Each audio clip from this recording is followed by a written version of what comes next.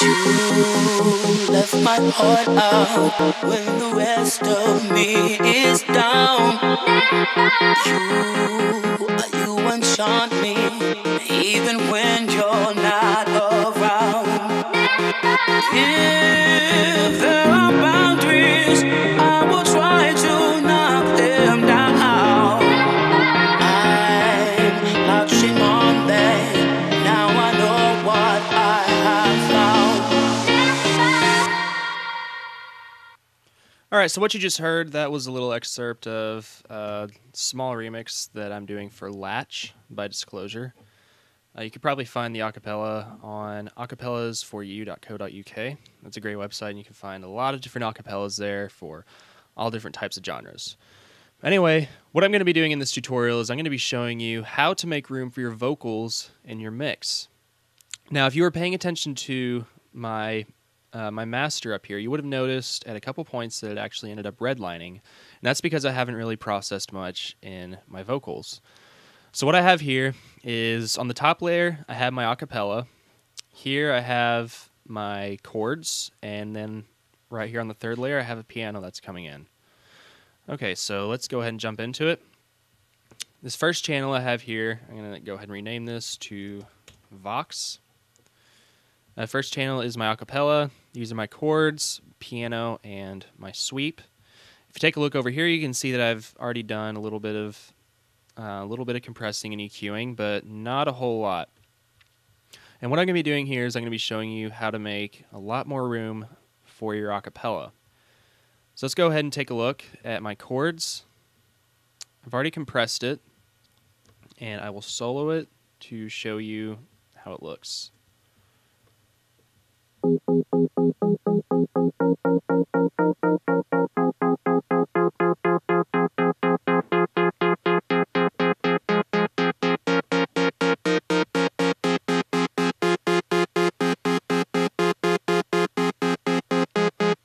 Alright, getting kind of the idea. There's a lot of activity going down here in about the 300 to 600 hertz range. Let's take a look at the piano now. Go ahead and solo this.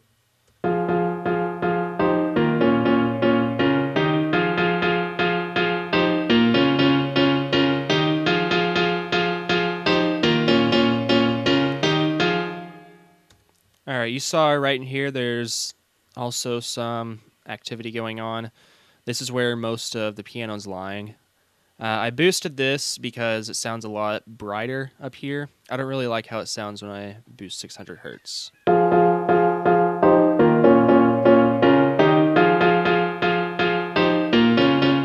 So you can see immediately by blocking out between 250 to about 600 to 700 hertz that I've made a little bit of room for my Vox, which I'm about to show you here in a couple seconds. Now let's go ahead and take a look at the vocals. Try to knock them down. I'm latching on there. Now I know what I have found. Okay, most of what's going on with my acapella is happening between 1 kilohertz and right around 5,000. Again, I haven't really done much processing to this. All I've done is kind of brought out the brightness in the piano and kind of gotten to where I brought out right in here with the chords because I liked how it sounded. Note that a lot of EQing is trusting your ears and figuring out what sounds good. Alright, now if I'm going to make room for my Vox, or my acapella, what I'm going to be needing to do is what I like to call, and I coined this term, I don't know if there's an actual term for it, what I like to call equilibrium EQing.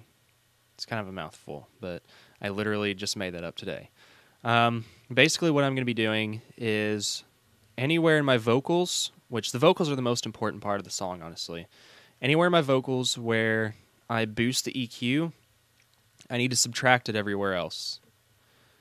As you can see up here in my chords and also in my piano, let me try and find that real quick. Also in my piano, I don't have it to where I'm taking out where I boost it in the vocals. So this is what I'm going to be trying to do, or trying to be doing, is I'm going to move this one over on my piano just a little bit, and then I'm just going to kind of drag this one down in the 3 kilohertz region. Kind of just even this out, increase the bandwidth. I'm going to do the same thing for my chords. Even though it may sound good, you want to make sure that you're making a lot of room for your vocals.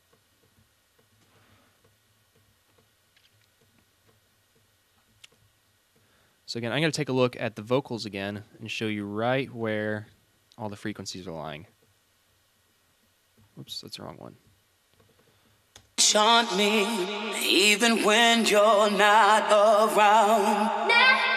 If there are boundaries, I will try to knock them down. I'm latching on there. Now I know. All right, as you can see, again, a lot of it's happening right in this region. It's about a 5 kilohertz band right there. And I want to make sure that all the room I make, or all the boosting I do on these frequencies, I want to take them away and everything else. And that's going to make a lot of room in my final mix. Now let's take a look. Chant me even when you're not around. If there are boundaries, I will try to knock them down.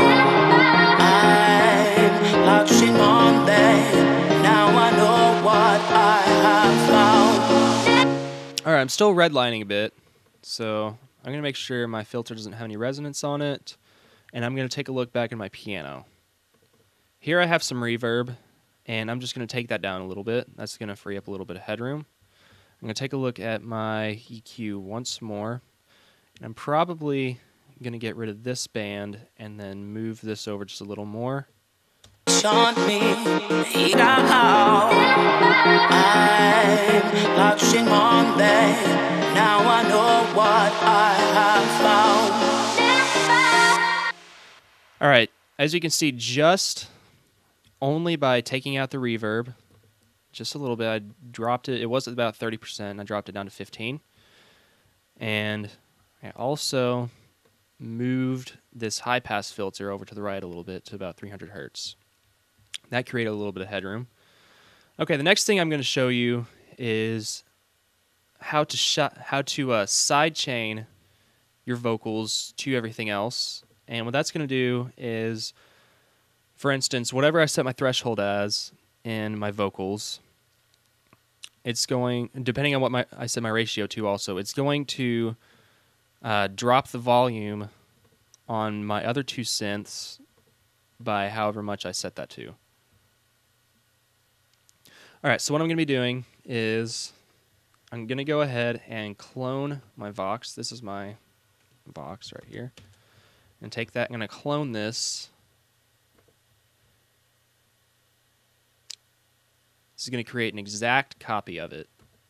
I'm going to take this and I'm going to call this Ghost Vocals and assign it a free mixer track. People do this with kicks also. This isn't very different. I'm going to see if I can copy the settings from my compressor, because that's really all I need. I'm just going to use a compressor for this one. This is set to -11.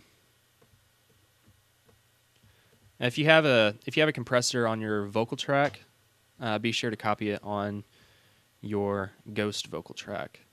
Now I'm going to be showing you what that's doing here in a couple seconds. Set to 1.8.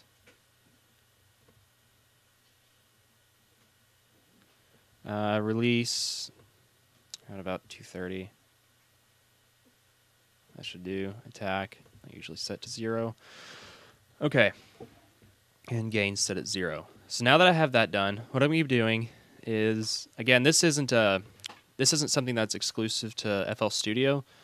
I don't use Ableton much, so I'm not entirely sure how to do this with Ableton, but I'm sure There's some way to do it. I'm going to be looking into it here in the next couple days, and I'll probably do another tutorial for that. Okay, so what I'm going to be doing is I'm going to be unrouting the ghost vocals from the master. And just uncheck that. And here, if I solo it, I want to make sure it's on my... Give me a couple seconds here. I want to make sure my ghost vocals are also on my... Let me see here. Make sure these are lined up.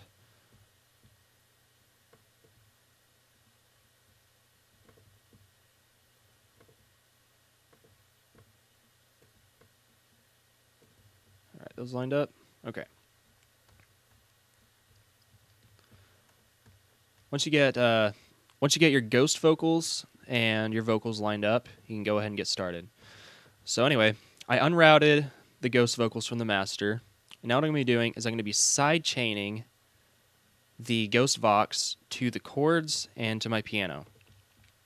I'm going to right click on this little arrow, side chain to this track, and make sure this is set to 0.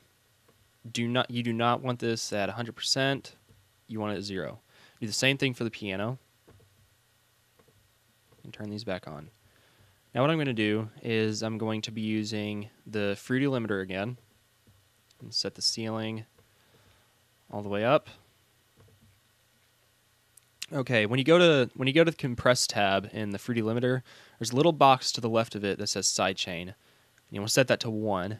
And basically what this means is it's going to be taking into account the vocals instead of the chords. As you can see, this little line right here, those are my vocals. That's not my chords. And that's what you're going to be compressing here. So you can turn the threshold down to just below the trough amplitude. That seems to be at about -23. And then I'm going to play with my ratio. Right now I'm just going to set it at 1.5. And I'm going to do the same thing for my piano. Oops. And you want to make sure to set this at the very bottom of your list of effects. Do the exact same thing for the piano. Side chain it. What was it, about -23 decibels? You can tell up here, by the way. If you're using FL Studio, you can look up here and it tells you exactly what's going on. And my ratio is about 1.5, I do believe. I'm also going to rename this to sidechain. Same thing for this. Now I'm latching on there. And as you can see here, right in here, when it gets to a pretty loud point, I'm going to play that one more time. Now I'm latching on there. Right when he says latch, that should be about right here. It's dropping both my chords and my piano. I'm going to play that one more time to show you. Now I'm latching on. Pause that. As you can see, it's dropping both my chords and my piano by about 3.5 decibels. And essentially, I've just created about 4 decibels of headroom by jumping these down. And it's very, very unnoticeable, effect too. You left my heart out when the rest of me is down.